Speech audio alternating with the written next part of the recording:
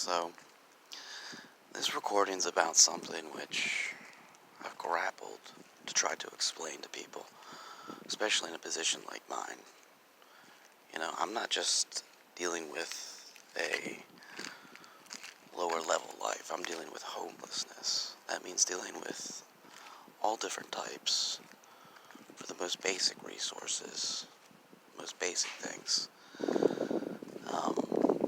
I've gone through stories which should give you this concept, but I guess I have to flat out bring it up in order for most people to rationalize exactly what I'm trying to explain and why it's created a PTSD encompassing a characterism identified by others which I might have had in ignorance at times of fun and jest because of the kind of comedy I grew up with, but is definitely not a part of me.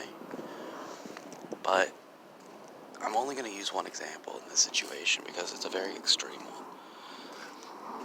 But,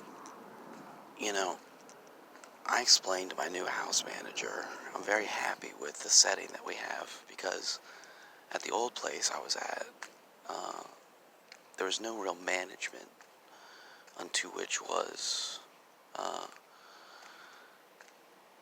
really a guiding light in terms of not just being one of the other guys.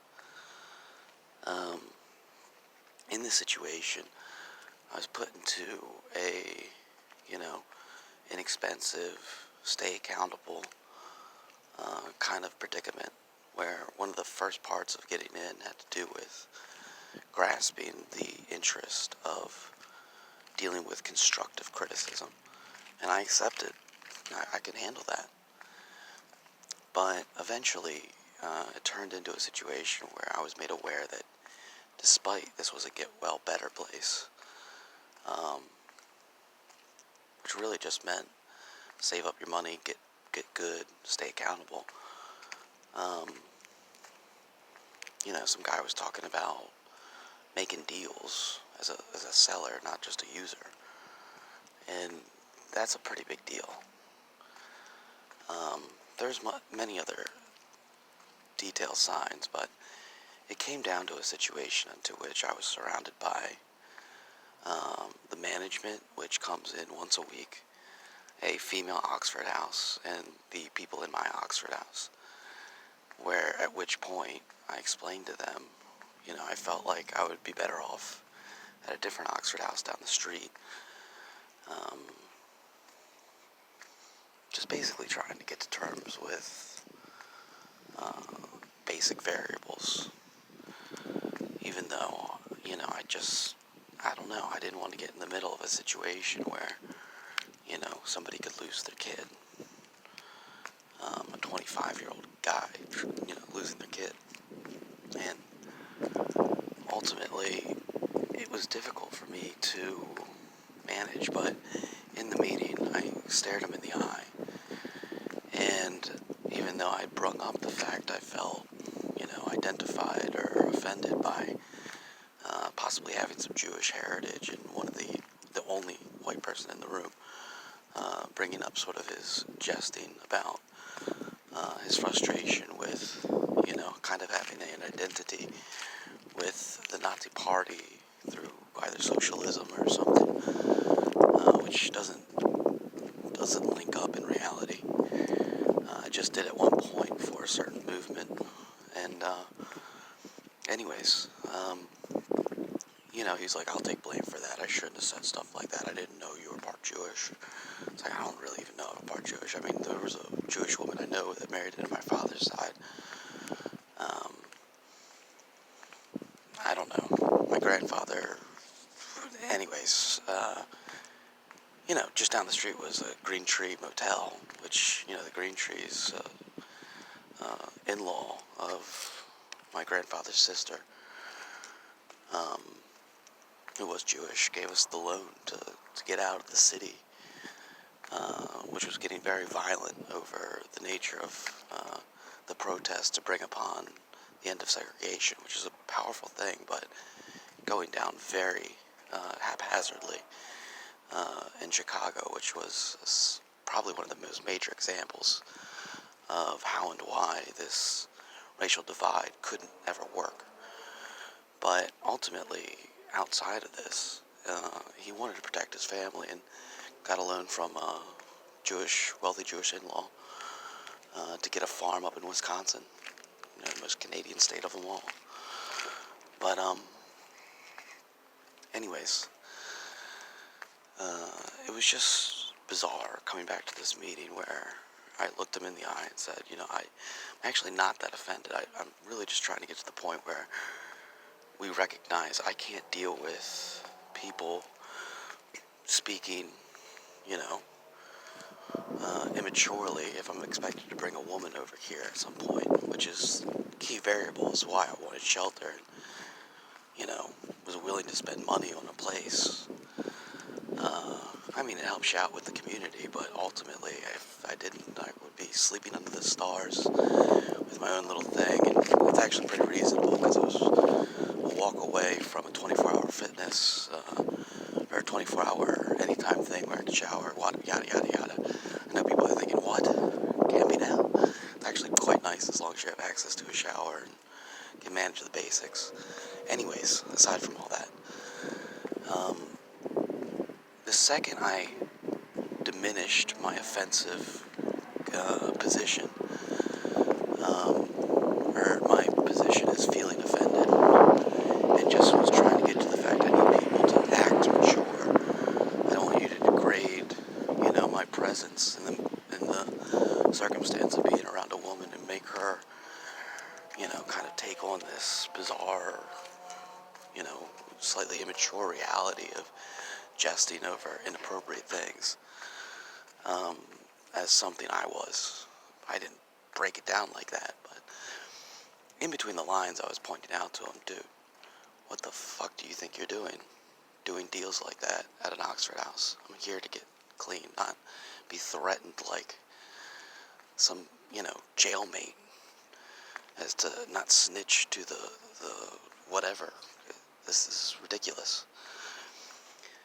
But surrounded by minority members, except for the one who I called out for being racist, who was the only other white person. Anyways, he took guilt and blame immediately, and the only other white person who's kind of a recovered skinhead talks about violence and stuff like that still, as though that's the core of his identity defense, as opposed to having in the past been a little bit rebellious, maybe associated with Southern heritage, or maybe even Aryan identities of some type in a different way. I don't know. A lot of racialism amongst the lower class, obviously. And I know this sounds arrogant, but if you can't let me talk about that, how can I ever let you talk at all about anything when you refuse to accept what I have to emotionally contain because of so much ignorance around me? How do I exemplify how and therefore why you are creating the very image I am producing for you, and it's almost becoming not an act anymore because of how insanely retarded your reversalism of an offense is? Totally inadequate and irrational. Not to say I can't do it myself, but to this extreme, with this intensity, with this threat attached to it, much different. But ultimately, again, once I got to that point unto which he recognized I was pointing out, I need you to be more mature, in a meeting thus after, when I was taken in and told, accept constructive criticism, every minority member in the room flipped out. They saw me clearly as a white man telling them they need to civilize themselves. I'm like, where's this coming from? This is insane. Not to mention, all of these individuals were in on being sort of keeping under the radar. They're mostly users, except for the management themselves, who identifies with, a rougher life at a pastime. Otherwise, very good people. But Um, I enjoyed their company. I thought they were nice, except for this insanity and discomprehension of utilizing a resource which was being totally uh, hijacked by their delinquents. Um, but all in all, none of them wanted to get called out in front of the manager. Maybe even was a part of their sort of undercover user syndicate. I doubt, but anyways, there was another manager who was white as well, but he immediately tried to get on this thing. Well, you don't understand who you're talking to. These guys are coming from rough positions. Like, I'm giving you constructive criticism to act more mature, because on the front face of this argument, these people are utilizing comedic standings to debase on a common social everyday setting. Just total ridiculousness. As a 35-year-old now, I can't even put up with thinking about trying to create an image of a decent man trying to create a family with a woman, imagining how incomprehensible and backwards my thinking that having shelter would give me a more prominent position to, create a real relationship with a woman. But anyways, so I have the ex-skinhead basically acting like he's about to kick my ass for sort of constructively criticizing his younger brother who's doing deals in California at an Oxford house in Arizona. And I have the white gay manager taking all the minority sides because somehow I'm some arrogant bastard trying to bring up something up front, which is illegitimate, and something behind the scenes, which is catastrophically, cataclysmically in my favor and going to destroy his life. So, immediately, everyone gets on me. Everyone thinks they can take my money, not give me my deposit back, fuck me over, blow me off, leave me outside that night. And it was catastrophic. I flipped. I mean, I didn't flip, I stayed real cool and just started explaining what was going down to the gay manager. And he started to realize what was going on, but at the same time felt threatened by the position he was in, based on the fact that he is intertwined with these people like family, emotionally, and professionally to some degree, because he had sort of let himself ignore, through his own blockage, the reality of my in between the lines point of view, which eventually had to come out a little bit more constructively and clearly when they were kicking me out of the house and threatening to beat me up for saying, can you please be more mature when I bring women over? Which they were clearly emotionally reacting to as, white man is telling us to civilize. Mr. Arrogant man is telling us we are lower class bastards who need to act more mature. Da, da, da, da, da, da, da. And it was disgraceful when I was in a position of needing healing. Them exploiting a rationally beneficial, laissez-faire program to get better. I may have only been there for coping with alcohol because of the extreme tumultuous life I lead as a homeless man, and the overuse of marijuana, which was actually out of my life, and so was alcohol for the most part at the time. But I felt weakened, and I thought I could, get away or come back to that at any given point. Hence why I partly got into it also just for the stable housing and the legitimacy for actually affordable price based on just doing odd jobs and making $100 or more a day if I'm lucky. And anyways,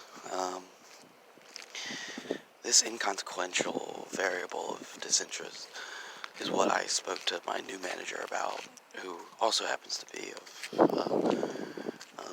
descent which is disproportionately represented by the population in this modern-day democracy, torn with a racial divide. None of these encompassing variables really came up in any of the conversation, but I just let them know I'm glad you keep a tight ship here, so that ultimately the variables into which this is a place of healing for any individual in need, it's very beneficial. But ultimately, this is what I'm talking about.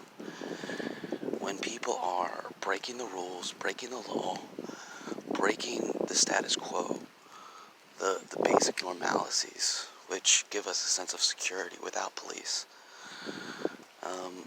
and then tying that into some sort of defamatory blackmail to harp on this interest to place anyone who is majoritized, who is of dominance in a statistical variable of epically retarded proportions, vindicated by historical things from decades, if not centuries ago.